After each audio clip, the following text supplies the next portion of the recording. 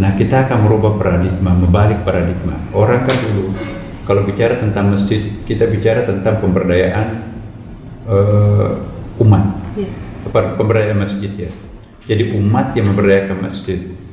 Nah, kita akan balik, masjid yang memberdayakan umat.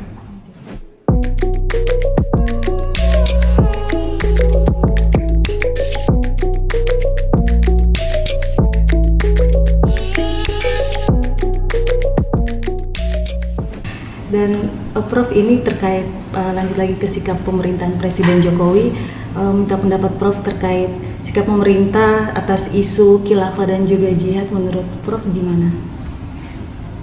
Iya, saya kira jalan pikiran saya banyak orang tahu karena kan setiap hari saya nulis di Rakyat Merdeka, ya, di Detikcom, Republika, setiap hari ide-ide saya, gagasan saya saya tuangkan di koran-koran.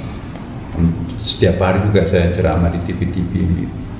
Jadi pikiran saya tidak ada yang tersembunyi, terungkap semua melalui elektronik. Dan karena hobi saya nulis ya, mulai dari S1 dulu ya, saya kolumnis juga, kayak wartawan lah. Kayak wartawan juga suka menulis ya Prof ya? Suka nulis ya.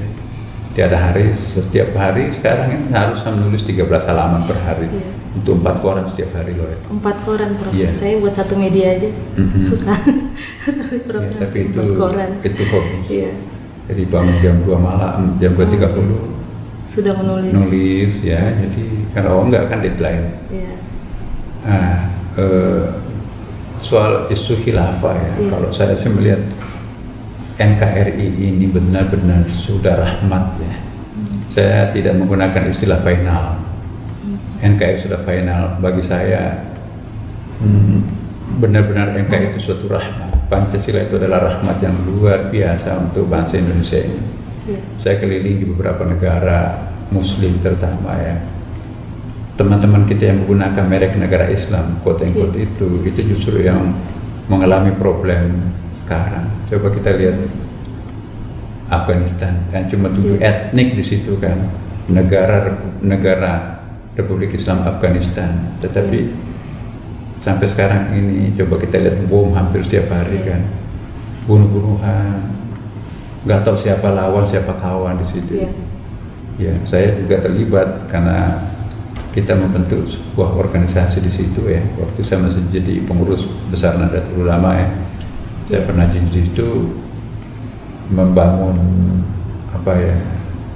semacam Islamic Center ya, Indonesian Islamic Center ya. Anggaran Kementerian Agama ya. Kita bangun masjid 3 lantai di situ, kemudian juga ada klinik, kemudian juga ada rumah imam. Nah, lalu bangun organisasi baru yang namanya NU, Nahdlatul Ulama Afghanistan. Ternyata wadah ini yang mampu mempersatukan ulama yang berbeda di sana. Nah, jadi suatu hal yang sangat disenangi masyarakat di sana tuh. Sentuhan-sentuhan Indonesia di Afghanistan itu justru lebih mendamaikan ketimbang negara-negara lain dari Timur Tengah. Sorry itu saya. Nah, kita lihat di negara-negara lain, Syria, babak belur sampai sekarang kan. Libya belum recovery sampai sekarang. Para mereka itu menggunakan negara Islam semuanya. Nah, kenapa kita tidak menggunakan negara Islam, negara Pancasila, tetapi mereka itu takjub terhadap kita? Anda beruntung menjadi negara Indonesia. Ya, isu yang terakhir ini kan ada rekreasi Ramadan, destinasi Ramadan itu Indonesia. Kalau ingin merasakan nikmatnya bulan Ramadan, datanglah ke Indonesia. Ya, setelah Mekah tentunya kan di situ kan umrah ya. Kenapa orang-orang asing, turis-turis dari Timur Tengah, negeri yang paling damai kita menjalankan bulan suci Ramadan Indonesia. Walaupun agama lain, tapi toleransinya nggak ada merokok di jalan, nggak ada buka makanan terbuka di jalan. Nah, jadi terasa kita di sini bulan Ramadan, ya kan? Hotel-hotelnya didandani jadi kayak masjid, ada untanya gitu kan. Mall-mall besar itu lagu-lagu instrumentalia Arab, spirit Islam yang kuat ya kan. Kemudian juga TV-TV cover semua, Masya Allah, itu terasa sekali Ramadannya, masjid penuh ya. bertalu-talu suara-suara menara mesin ngajinya. Jadi paling nikmat orang asing itu Ramadanan di Indonesia. Subuh-subuh ada anak-anak kecil sahur panci-panci bekas itu kan, anehnya nggak ada yang marah kan. Iya. Agama-agama lain pun juga sudah terbiasa dibangunin jam 4 malam. Kata teman saya, apa enggak marah mereka itu non muslim kok dibangunin tengah malam gitu kan. Kalau orang Islam dibangun nggak apa-apa, tapi ya kan mereka bukan beragama Islam, tidak mau sahuran. Sebelah tanya aja mereka. Santai Ini aja. Ada teman-teman kita itu mengambil PhD di Amerika. Iya. Dia penelitiannya di Indonesia tentang Ramadan di Indonesia. Dia tanya, apa Anda tidak terusik, tersiksa dengan teriakan anak kecil sahur? Iya. Enggak, kami ikut menikmati katanya. Coba gitu ya. Iya. Agama lain pun juga ikut menikmati teriakan-teriakan tengah malam, kayak itu kan cuma sekali setahun katanya. Ini luar biasa. Indonesia ke depan itu kita harapkan, maka itu Masjid Istiqlal ini bukan saja masjid untuk Indonesia, tetapi ini kita akan menjadi trendsetter untuk pengelolaan masjid internasional. Ini yang saya ingin sampaikan, Pak. Jadi kita punya asosiasi masjid ibu kota. Iya. Nah, kita dipercaya menjadi leaders. Kita juga punya asosiasi imam-imam besar seluruh masjid internasional ya kan. Kita juga dipercaya sebagai leadersnya. Jadi peranan Istiqlal sekarang ini sudah mengglobal kan. Kita bentuk pendidikan kader ulama. Ternyata bukan hanya dari provinsi-provinsi yang mengirim utusannya. Duta besar kami sudah datangi beberapa duta besar Amerika kemarin di sini. Ya, mereka akan juga mengikut sertakan orangnya untuk pendidikan kader ulama. Inggris apalagi kan sudah ada MOU dengan kepala negara. Jadi warga negaranya yang Iya. akan mengikuti. Saya tanya, kenapa Anda mencetak ulamanya di Indonesia? Iya. Kenapa bukan di Timur Tengah? Anda kan lebih dekat, Eropa dengan Timur Tengah kan lebih dekat, kok jauh-jauh ke Indonesia? Apa kata mereka? Bahwa Islam di Indonesia yang begitu moderat lebih kompatibel dengan masyarakat kami. Iya. Jadi ini sebuah tantangan. Ternyata sekolah ulama yang kita bikin di Istiqlal ini bukan hanya diminati oleh pemerintah daerah, tetapi ini juga duta besar negara-negara sahabat. Ya, ada bahkan diantaranya itu ada negara-negara Islam minta imam-imam masjid dari kita. Oke. Jadi kita kirim imamnya Masjid Istiqlal, produk-produk latihan imam Masjid Istiqlal ini dikirim ke Timur Tengah, mengimami orang Arab. Coba Sudah berapa banyak yang dikirim tuh, Bro? kemarin minta 30. Jadi kita kemarin kita kirim 7 orang kerjasama dengan PT IKI. Saya kebetulan rektornya PT IKI juga kan. Iya. Nah, PT IKI dengan Istiqlal ini ada MOU-nya. Jadi pendidikan kader ulama nanti di sini itu selain mendapatkan kurikulum lokalnya calon ulama, dia juga mendapatkan kurikulum formal di bawah Kepertais karena kita kerjasama dengan PT IKI. Jadi dia menyelenggarakan formali S2-nya, magisternya itu PT IKI. Iya. Tapi kita ada kerjasama. Nanti itu PhD-nya juga, international kelasnya itu ada. Nah, menarik sekali ya, karena Jepang, Korea Selatan, Denmark, Amerika, Inggris, dan beberapa negara lain itu akan mengutus utusannya ke Istiqlal untuk dikader calon ulama mereka, calon imam mereka ya kan. Ini kan belum pernah terjadi sebelumnya kan. Ya. Oke, Prof, dan ini saya mau menanyakan pendapat Prof juga terkait politik berbau agama yang belakangan marak di Indonesia saat ini. Dan dari Menteri Agama juga mengajak masyarakat untuk menggunakan agama itu seharusnya sebagai inspirasi bukan aspirasi. Kalau pendapat Prof sendiri bagaimana terkait pernyataan Menak ini? Iya, begini, fluktuasi politik aliran itu kan tergantung dengan kalender politik kita kan. Ya. Makin dekat pemilu, makin isu aliran itu muncul, dan dampaknya nanti telah penetapan kabinetnya kan. Setiap menteri itu kan akan menciptakan suatu ekornya masing-masingnya kan. Nah, sebagai ciri khasnya seorang menteri, nah Menteri Agama yang kemarin yang digantikan juga ada, nah ini juga ada.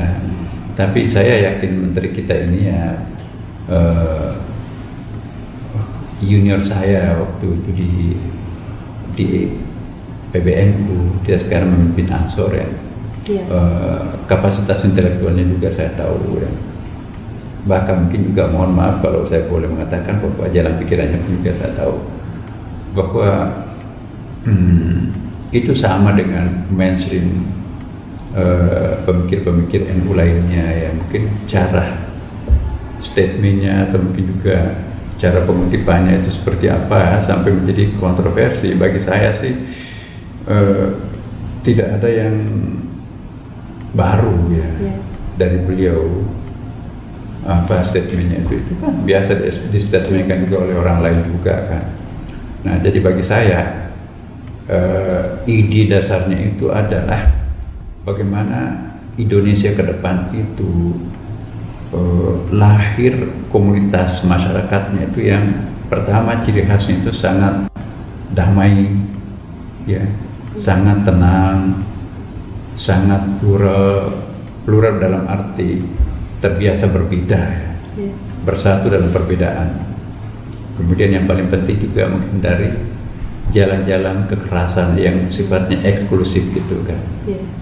Ya beliau menginginkan itu pendekatannya, mari kita beragama secara inklusif, bukan eksklusif ya kan. Karena Nabi kan juga memperkenalkan itu. Bukan saja Nabi, Allah sendiri pun juga melakukan hal yang seperti itu. Kenapa Allah menurunkan Al-Quran 23 tahun? Dia kan punya kekuasaan, dia kan punya kun fayakun. Kenapa 23 tahun lamanya Quran diturunkan? Itu apa artinya? Tidak manusiawi Quran itu kalau turun sekaligus, ya kan? Tidak manusiawi. Untuk merubah masyarakat Arab yang peminum itu kan tidak boleh kamu minum haram, nggak ada yang masuk Islam. Jadi 4 tahap. Ya, sistem perekonomian Arab pada waktu itu kan rentenir, Nah, kalau langsung di-cut, kamu nggak boleh rentenir, nggak ada yang masuk Islam. Maka 7 ayat yang diturunkan Allah perlahan-lahan, step by step, sampai pada pamungkasnya, halallahu bai' haram riba. Minuman keras juga merupakan budaya Arab itu, lama-kelamaan, step by step, sampai pamungkasnya. Rijsun min amali syaitani fajtanibuhu, jauhi, karena itu adalah permainan setan. Jadi kita tidak bisa seperti membalik telapak tangan. Ya perlu proses. Ya, maka itu Tuhan pun memerlukan proses untuk mematangkan spiritualitas anak manusia itu. Jadi kita harus bersabar menjadi pemimpin umat. Pemimpin umat yang tidak sabaran itu berbahaya. Nabi mencontohkan, dilemparin kakinya sampai tumitnya berdarah-darah itu kan oleh preman Taif. Bahkan digoda oleh malaikat penjaga gunung Taif, mau nggak saya balaskan penderitaanmu ya Rasulullah?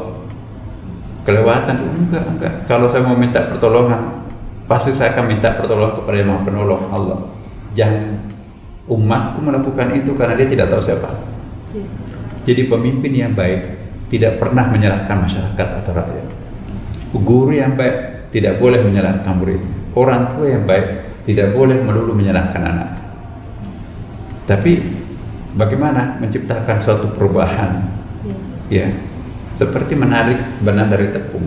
Nah itu menurut hemat saya, siapapun baik pemimpin maupun rakyat sama-sama harus sabar.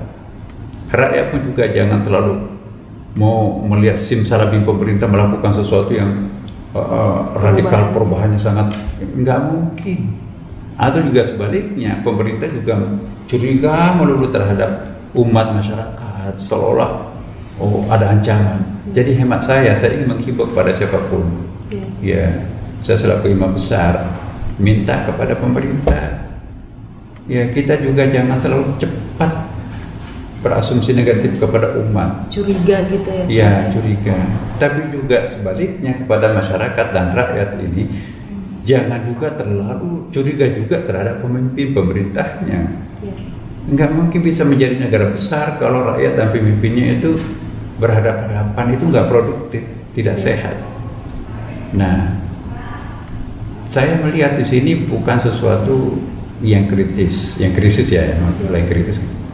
Kalau saya sih ditanya seringkali teman-teman wartawan nanya, Pak, kok Pak Imam Besar itu tenang-tenang aja menyikapi persoalan ini? Kan enggak, saya malah menikmati. Yang terjadi sekarang ini bukan krisis, tapi terjadi pembengkakan kualitas umat. Terjadi pembengkakan kualitas masyarakat. Dulu nggak ada kritis-kritis seperti ini. Kenapa? Masyarakat kita masih bodoh kan? Mau sekolah dilarang oleh Belanda. Jadi tutup mulut, bukan tutup mulut karena nggak bisa. Dia memang nggak tahu apa yang mau diomongin kan. Nah sekarang sudah banyak ilmu masuk di kepalanya, jadi kita panen. Nah ini lain pembengkakan kualitas, lain garis keras. Ini perlu dicatat. Jangan dianggap bahwa orang yang kritis anti pemerintah otomatis kita cap dia itu adalah sebagai garis keras. No. Jangan kita menganggap bahwa orang yang kritis terhadap pemerintah itu, wah itu memenggati kepala negara. No. Ya. Sesuatu yang kritis dalam masyarakat itu bisa menjadi tanda bahwa masyarakat itu makin kritis. Konsekuensinya kebebasan pendidikan kan. Dulu kan yang bisa mengecap dunia pendidikan tinggi hanya orang-orang yang berketurunan darah biru, inlanders itu, istilahnya inlanders itu anak-anak bangsawan gitu ya. Kere itu nggak bisa. Mana ada orang-orang seperti mau ke Belanda itu, yang bisa ke Belanda itu sekolah itu adalah orang-orang pilihan lah. Ya, paling tidak terpojoklah di santri. Nah santri kita itu kan hanya bisa baca kitab kuning kan. Nah santri kita sekarang ini coba kita alumni ITB, alumni Gajah Mada, alumni UI, bahkan beberapa informasi yang kami dapat ya. Justru yang kumlaut yang sarjana teladan itu alumni pondok pesantren. Nah santri kita sekarang ini merambah ke diplomat. Banyak dubes kita di luar negeri sekarang diplomat hulu malah dari pesantren. Ada jenderal dari pondok pesantren. Ya, ada konglomerat juga dari pondok pesantren. Ada pimpinan politik, partai politik, menteri-menteri dari pondok pesantren. Jadi santri tanda kutip ya, orang yang punya spirit keagamaan itu sudah masuk pada kelas menengah atas. Itu nggak bisa terelakkan. Nah, jadi saya ingin mengingatkan kepada kita semuanya ya bahwa kita jangan terlalu mengasumsikan wah ini gawat di negara genting ini. Darurat. No, bagi saya itu konsekuensi sebuah kecerdasan yang dicapai oleh masyarakat kita. Pembengkakan kualitas itu pasti akan melahirkan dinamika. Dinamika itu dinikmati, kecuali melampaui batas ya ada hukum ya kan. Jadi siapa yang melampaui batas memfitnah orang nggak ada dasarnya, itu memang bisa masuk penjara. Jangan diteriaki polisi. Polisi itu kan bekerja sudah bagus kok. Ya. Siapapun yang salah, ya itu harus ditangkap. Kan kalau nggak ada polisi yang mengerjakan pekerjaannya dengan baik, ya akan terjadi semacam malapetaka. Jadi mari kita bekerja sesuai dengan profesi kita masing-masing. Ya, sekali lagi Mbak dalam statement saya ini mohon di hati-hati. Saya membedakan antara pembengkakan kualitas masyarakat sebagai konsekuensi kecerdasan akibat pendidikan yang sudah sedemikian bebas. Dunia pendidikan bisa diakses siapapun juga, apalagi banyak beasiswa yang disiapkan pemerintah sekarang kan. LPDP kebetulan saya jadi pengurusnya juga. Masya Allah, anak-anak kita itu nggak bisa. Ini baru-baru ini kita melepas anak-anak yang mau ke Amerika itu. Ya. Pidatonya bahasa Arab, bahasa Inggris. Masuk dia di Boston ya. Masya Allah. Anak usia seperti ini, pertanyaan-pertanyaan kita itu dijawab dengan begitu gamblang, bangga kita ya. Nah, anak-anak kalau sudah semakin pintar seperti ini, itu pasti akan ngomong kalau melihat sesuatu yang tidak masuk akal ya kan. Jadi lebih kritis gitu. Jadi kritisnya menonjol bukan berarti ancaman. Hemat saya harus dinikmati. Kebebasan berpikir yang juga diberikan oleh pemerintah itu harus disyukuri. Ya. Jadi saya ingin mengingatkan kepada kita semuanya, jangan selalu kita menyalahkan pemerintah melulu. Ya, justru jasa pemerintah kita sekarang ini ialah memberikan kebebasan. Ya, dulu mana ada, Anda kan nggak pernah di blacklist, apa namanya, tidak pernah dicabut isinya. Kan? Jadi hemat saya ada sebuah kebebasan diberikan pemerintah, tapi masyarakat pun juga menggunakan kebebasan itu juga harus bertanggung jawab. Ya kalau nggak ada faktanya, lantas kita menuduh orang, ya itu pelanggaran. Ya konsekuensinya ya Anda harus dihukum. Enak aja. Ya. Tapi juga kalau nggak ada faktanya, jangan dipaksakan juga untuk dihukum. Itu juga salah. Jadi sekarang kuncinya adalah mari kita berpegang teguh kepada hukum kita masing-masing. Nah jadi tolong ini jangan di quote sedikit-sedikit. Setengah-setengah harus full. Bahaya. Apa yang saya statementkan ini harus dilihat sebagai satu kesatuan bahaya. Nah, Istiqlal hadir untuk menjadi jembatan antara pemerintah dengan masyarakat. Istiqlal ini rumah besar untuk kita semuanya sebagai warga bangsa. Istiqlal bukan hanya untuk umat Islam, tapi seluruh anak bangsa, bahkan non anak bangsa pun dari luar negeri datanglah ke Istiqlal. Ini kita akan mencontoh Masjid Nabi, masjidnya Nabi, siapapun, agama apapun, etnik manapun masuk ke dalam masjid menjadi tamunya Nabi kan. Kami juga ingin Istiqlal seperti itu. Nah, masjidnya Nabi itu ada 27 fungsinya kan. Ini saya sering perkenalkan kepada masyarakat kita, ini penting. Masjidnya Nabi itu selain dipakai untuk sholat, juga Baitul Mal. Ya, Baitul Mal itu perbendaharaan negara di masjid. Kemudian yang kedua, berfungsi rumah sakit. Orang yang korban perang itu dijahit di rumah sakit. Kemudian Masjid Nabi itu berfungsi penjara. Nggak punya penjara, semuanya ditahan di masjid, dirantai di masjid. Masjid itu juga balai pertemuan. Semua bertemu di situ. Iya, masjid itu juga sebagai rumah singgah orang dari luar negeri atau orang dari kampung nginapnya di masjid. Masjid Nabi itu juga berfungsi sebagai lembaga pendidikan. Ada kelas untuk perempuan, kelas laki-laki, anak-anak, dan orang tua. Masjid Nabi itu juga berfungsi sebagai tempat keterampilan, sama kulit, kemudian juga untuk tukang besi, tukang batu, tukang bikin senjata canggih. Tawanan perang yang ditahan itu diminta untuk dibebaskan, tapi syaratnya harus mengajari keterampilan. Menara masjid yang tinggi itu bukan hanya dipakai untuk bilal azan, tapi menara masjid itu untuk melihat dari ketinggian rumah-rumah mana yang tidak pernah berasap dapurnya. Rumah-rumah mana yang selalu berasap dapurnya. Turun sahabat, kok kenapa dapurnya selalu berasap? Alhamdulillah kafilah saya datang dari luar negeri, banyak yang bisa dimasak. Tahu nggak, sebelah masjid itu 3 hari dapurnya nggak pernah ngepul. Oh enggak, terima kasih. Jadi menara masjid itu untuk sosial kontrol. Ya, masjid itu di situ berkumpul pemilik modal, berkumpul juga pengangguran, berkumpul orang pintar, berkumpul juga orang mau belajar. Ya kan? Di situ berkumpul pedagang, berkumpul juga pembeli. Nah, kalau kita jadikan masjid itu sebagai sentra pemberdayaan umat, luar biasa. Ya kan? Membeli sambil beramal. Nah, bayangkan 800.000 masjid, kalau mereka itu memiliki semuanya minimarket, kebutuhan pokok saja, misalnya beras, ya, gas, disubsidi, disuplai oleh masjid, itu luar biasa. Keuntungannya masuk ke masjid, menggaji imam-imam, khutbah yang bagus, bisa menyekolahkan orang ke S2, supaya nanti memimpin masjid itu juga menjadi orang yang lebih baik, profesional.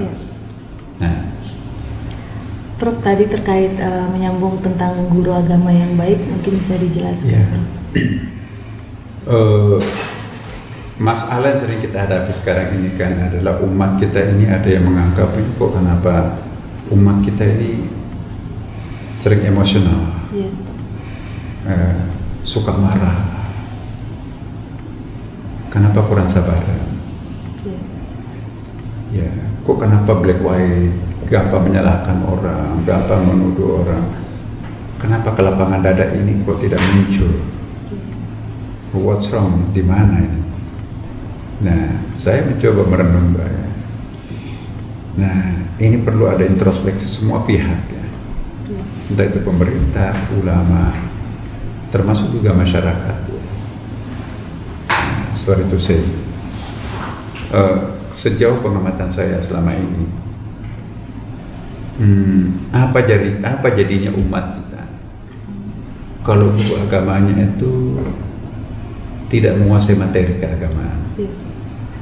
Ya, baru kemarin belajar agama, tapi punya bakat teatrikal. Mungkin juga punya bakat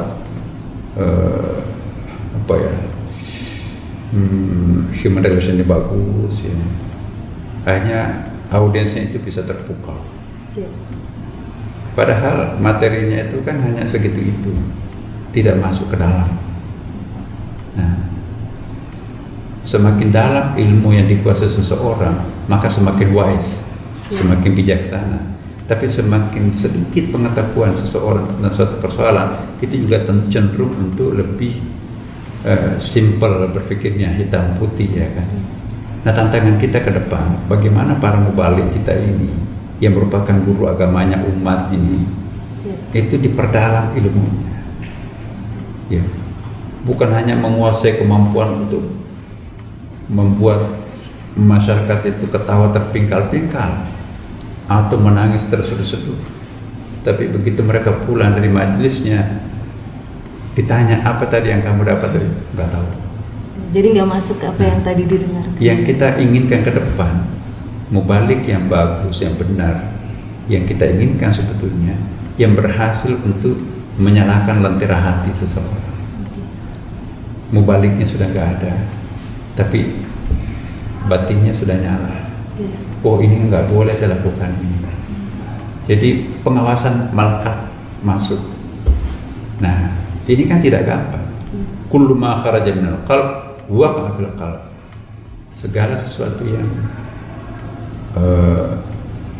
keluar dari hati nurani, itulah yang mendarat di dalam hati nurani. Jadi jangan spontanitas. Apapun yang ada di unek-uneknya langsung dimuntahkan ke masyarakat. Itu berpotensi untuk menimbulkan kontroversi.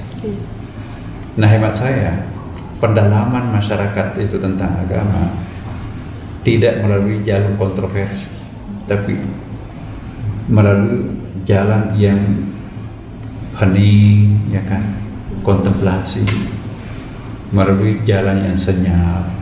Kesenyapan itu akan melahirkan pendalaman. Tapi kalau melalui kehura-huraan itu tidak masuk pada proses pembatinan. Nah, jadi materi itu harus masuk kepada suasana kebatinan. Jangan hanya masuk sampai di akal, otak, tapi harus menembus batin. Bagaimana bisa menembus sampai ke batin kalau gurunya, penceramahnya juga tidak melakukan proses pembatinan? Kalau ingin melakukan proses pembatinan suatu materi kepada audiensnya, terlebih dahulu kita harus melakukan proses pembatinan. Inilah kehebatan Wali Songo, ulama-ulama kita terdahulu. Tidak ilmiah, itu saya, tapi merasakan apa yang dia katakan, ya kan? Merasakan apa yang dia ajarkan, bukan asal ceplos-ceplos. Ya, walaupun bagus ilmiah, tetapi tidak merasuk dulu ke dalam batinnya, itu nanti istilahnya kurang berkah. Nah, saya menghimbau kepada rekan-rekan sejawat, para mubalik, lakukanlah proses pembatinan materi ceramahnya itu sebelum dilontarkan ke dalam masyarakat. Itu pasti akan berkah. Dan ini rahasianya para ulama kita terdahulu. Ya. Coba lihat orang tua kita. Orang tua kita itu nggak tamat sekolah. Bab ibu saya misalnya nggak tamat SD. Tapi yang mengiang di benak saya itu kata-kata ibu saya. Kenapa? Dia mengatakan apa yang dia rasakan, dan dia merasakan apa yang dia katakan. Itulah yang membuat kita itu masuk. Ya. Saya belajar mana luar negeri macam-macam, tapi tidak ada kata-kata yang bisa mengalahkan kata-katanya orang tua saya. Profesor-profesor di luar negeri, karena saya lupa baca bukunya baru ingat. Tapi kalau statementnya ibu bapak saya gak pernah terlupakan. Kenapa? Dia bukan profesor. Dia merasakan apa yang dia katakan, dan dia mengatakan apa yang dia rasakan. Kita mohon guru agama itu jangan tampil hanya guru biasa, tetapi betul-betul itu ada transfer of feeling juga, bukan hanya transfer of knowledge itu kan. Nah, saya kok sangat yakin agama apapun agama kita, kalau menyampaikan dakwah atau pencerahan kepada umat, mari kita berangkatnya dari hati nurani. Ya, pasti di situ nggak ada dendam, pasti tidak ada ngajak orang untuk memuja, pasti di situ nggak ada orang untuk buruk sangka. Hati nurani kan sama. Humanity is only one, there is no colors, ya kan. Kemanusiaan itu hanya satu, nggak ada warna. Nah, kalau kita berangkatnya dari hati nurani, kadang-kadang lo kok sama, pada kami Islam, dia non Muslim. Ya, hati nurani seseorang itu kan sama. Ketika janin itu kan nggak ada agamanya kan. Artinya kalau mau disebut ya Islam semuanya lah, kalau mau disebut seperti itu. Fa bawa wa yuhudanihi aw nasrinihi aw majusanihi. Nah, jadi baru kemarin kita dari perut ibu itu ada nggak agamanya janin? Ada nggak agamanya bayi? Iya, atribut-atribut identitas itu nanti muncul setelah orang itu berbudaya, ya kan? Ada sentuhan budaya. Nah, karena itu kalau kita berangkatnya dari sesuatu yang sangat dalam, yang luhur, itu pasti kita akan ketemu. Nah, kalau kita berangkatnya daripada hati nurani, maka itu pasti deh kita akan banyak ketemu. Tapi kalau berangkatnya dari emosi, pasti kita akan berbeda. Karena ada interesting masing-masing, ya kan. Terakhir nih Prof, mohon saran dari Prof terkait cara merawat keberagaman di Indonesia, terutama untuk kalangan milenial agar itu menjadi rahmat dan bukan sebaliknya, untuk merawat keberagaman Indonesia ini. Iya, pertama adalah harus kita sadar bahwa kita hidup di bumi Indonesia yang plural. Ya, Indonesia ini bukan miliknya segelintir orang atau satu kelompok masyarakat warga. Indonesia ini adalah negara bersama untuk berbagai macam etnis. Ya, kalau kita sadar ini, maka tentu kita harus hati-hati dalam memberikan satu statement. Ya, ini bukan negara aku sendiri loh, negara lain juga punya kan. Jadi ada tenggang rasa. Yang kedua, kita juga harus ingat bahwa setiap negara itu punya falsafahnya, punya hukum dasarnya lah, punya konstitusinya lah. Nah, semakin kuat kita berpegang pada konstitusi kita masing-masing, maka peluang untuk kita menimbulkan tabrakan satu sama lain di dalam sesama warga negara itu akan kurang. Coba kita lihat Amerika, Eropa, tenggang rasanya itu sangat tinggi kan. Kenapa mereka sadar itu bahwa kita itu punya konstitusi yang sama kan, punya hukum yang sama. Ya. Yang ketiga, tentu juga kita harus sadar bahwa kita ini kan nggak ada orang lain. Tidak ada orang lain. Kebetulan agamanya berbeda, kebetulan etiknya berbeda, tapi semuanya kita adalah warga bangsa Indonesia yang sama-sama pernah dijajah oleh Belanda, yang sama-sama pernah merasakan pahitnya sebagai orang yang dijajah itu kayak apa. Jadi mestinya sejarah panjang yang membentuk kita ini menciptakan nasionalisme yang sangat kuat. Ya, nasionalisme ini sangat penting. Ya, makin panjang sejarah perjuangan seorang anak bangsa, makin solid anak bangsa itu. Kita sekarang di Indonesia kan sudah 4 kali diprediksi oleh para petrol politik Indonesia ini akan jadi negara Balkan, menjadi seperti negara Uni Soviet dulu kan. Tapi prediksi-prediksi para petrol politik itu nggak pernah benar. Kok kenapa Indonesia nggak mau bubar? Padahal sudah diramal berkali-kali oleh para tukang ramal. Tetap kuat ya. Nah, dia nggak melihat bahwa kita ini pernah ada suatu akar, yang mempersamakan kita. Akar historis ini, agama apapun agama kita sama-sama merasakan pahitnya menjadi negara yang terjajah. Jadi itu ada hikmahnya juga. Seandainya kita nggak pernah dijajah oleh Belanda, nasionalisme kita ini nggak kuat, gampang tuh, udah. Nah, tapi karena kita pernah merasakan penderitaan yang sama, ya kan? Kita pernah ditempa oleh suatu kekuatan asing yang begitu dahsyatnya, akhirnya membuat kita itu menjadi satu. Jadi ada hikmahnya kita pernah dijajah. Jangan meratapi masa lampau, tapi ambil hikmahnya masa lampau itu, bahwa ternyata masa lampau itu melahirkan nasionalisme kita yang sangat kuat. Dan yang terakhir, tentu saya menghimbau juga sekaligus ya, agama apapun agama kita, mari kita terus belajar dan terus belajar agama. Saya yakin semakin dalam kita memahami agama kita, maka kita akan semakin wise. Semakin sedikit pengetahuan agama yang kita miliki, maka agama itu akan menjadi kekuatan untuk memecah belah satu komunitas. Itu saya kok sangat yakin. Makin dalam pemahaman keagamaan kita, maka akan semakin enak kita bergaul. Ya, seperti sebetulnya tokoh-tokoh masyarakat, tokoh agama kita enak tuh kan, pimpinan NU, Muhammadiyah, tokoh-tokoh masyarakat agama lain di meja-meja rapat, ketawa bareng-bareng. Kenapa kok nggak ada masalah? Karena pemahaman mereka itu sangat dalam terhadap agamanya. Tapi kok kenapa ada juga yang suka berhadapan-hadapan satu sama lain?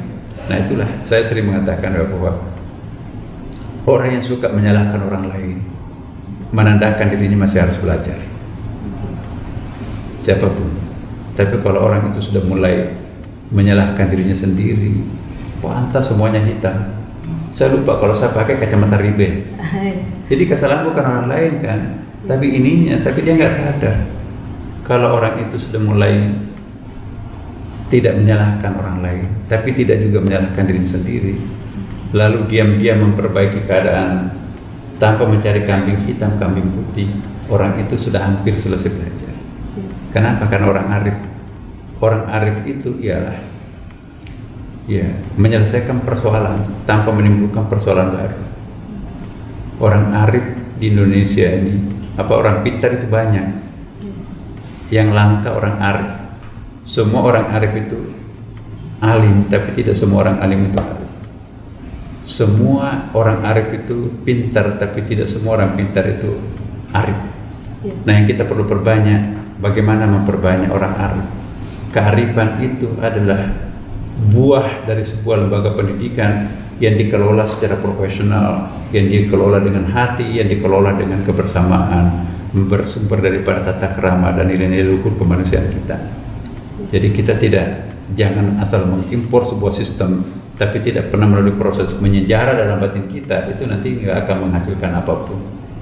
Jadi saya menghimbau kepada siapapun, sekolah dimanapun juga, jangan mentang-mentang dari luar negeri tapi seolah-olah referensi luar negeri yang tempatnya belajar itu yang the best, lantas kita ini primitif lah segala macam. No, jangan pernah menganggap Indonesia itu kearifan lokalnya primitif.